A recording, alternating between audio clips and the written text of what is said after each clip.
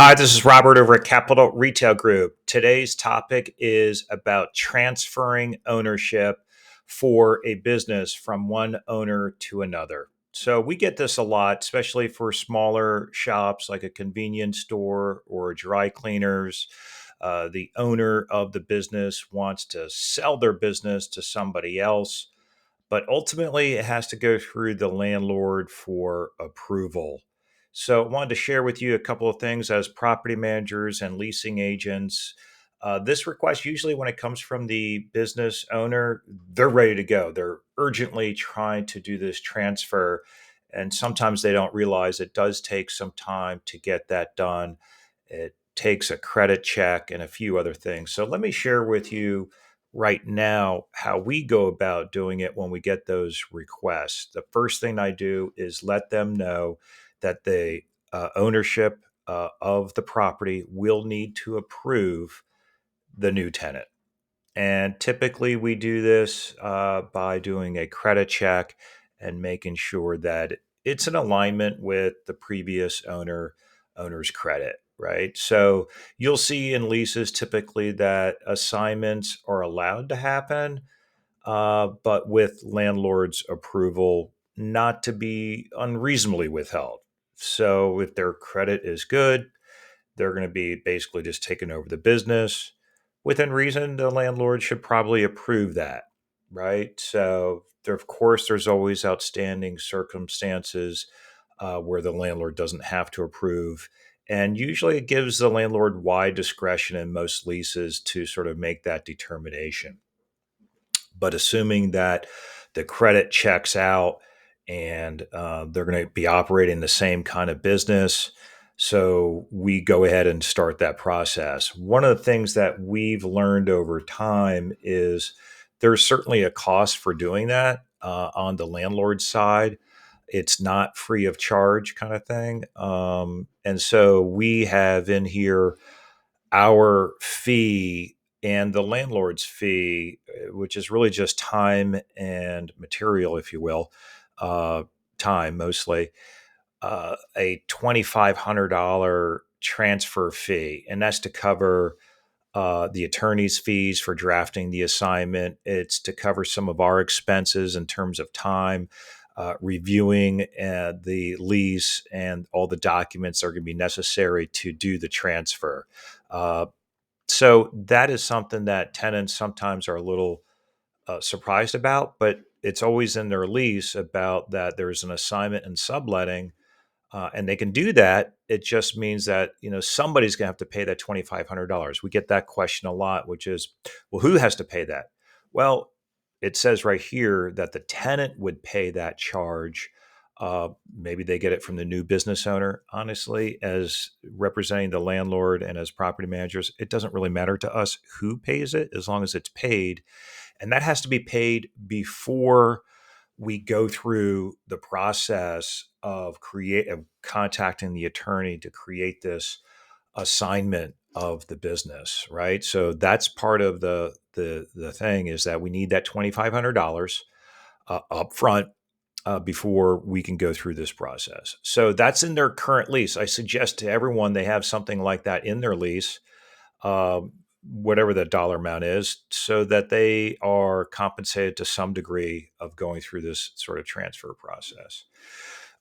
Also, I think it's important that the new tenant understands what the existing lease talks about and what the charges are. So, for example, we got a call, and sometimes I don't know if this is just by accident, but it seems like the new tenant, sometimes new potential owner, doesn't have all the details of what the rent is. And so I try and, communicate to everyone, hey, just want to make sure you're aware of what the lease states so that when you get to this new business, you're not surprised. Now, that's really the responsibility of the new owner of the business to figure that out.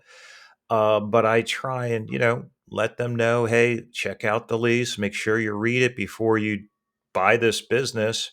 It's good practice, right? To go through that process and to understand what all the charges are, CAM charges, rent charges, taxes, if there are any, things of that nature. So they should be fully aware that, hey, when I'm coming in, my rent is going to be X. Oftentimes, the tenant is also asking for an extension of the lease beyond the existing term. Now, that's getting into different territory. That's not just an assignment. Now that they're asking for more than just an assignment, they're asking for a change to the lease. That's a little bit more problematic. It's not certainly as straightforward. And then we have to consult certainly with the landlord to get their viewpoint as to whether we're actually going to go through that process or not and alter their lease. So these are some of the things that should be considered.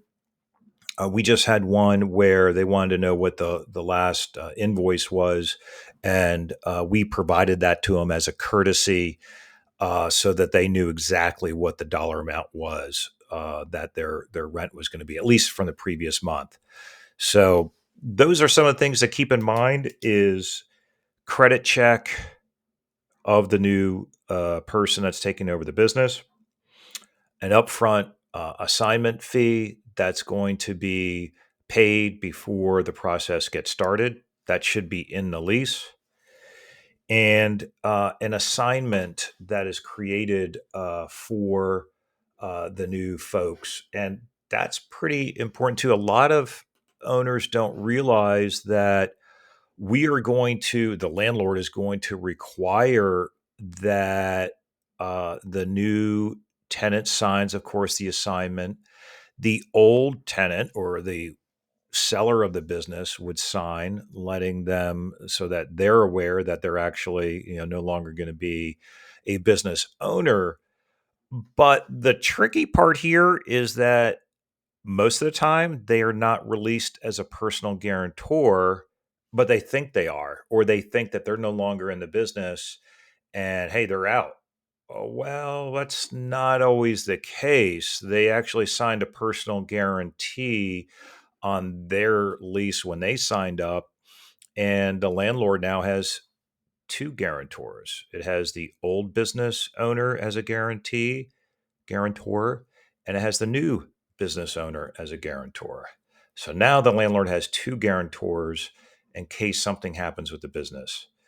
The reality is, it's a bit of a challenge to go after the old guarantor. It's a lot of work sometimes to go through that process. But if you read the lease, that's typically what happens, is the old guarantor is on there. If you guys have questions about this process, give us a call here at Capital Retail. It's 202-319-2884, or you can check us out on the web, capitalretail.com. This is Robert Tack, the broker and owner of Capital Retail. We're always out there trying to learn and share with you some of the things that we come across on a regular basis. If you like this video, you like this channel, give us a thumbs up. We'd appreciate it. And I want to thank you for the time.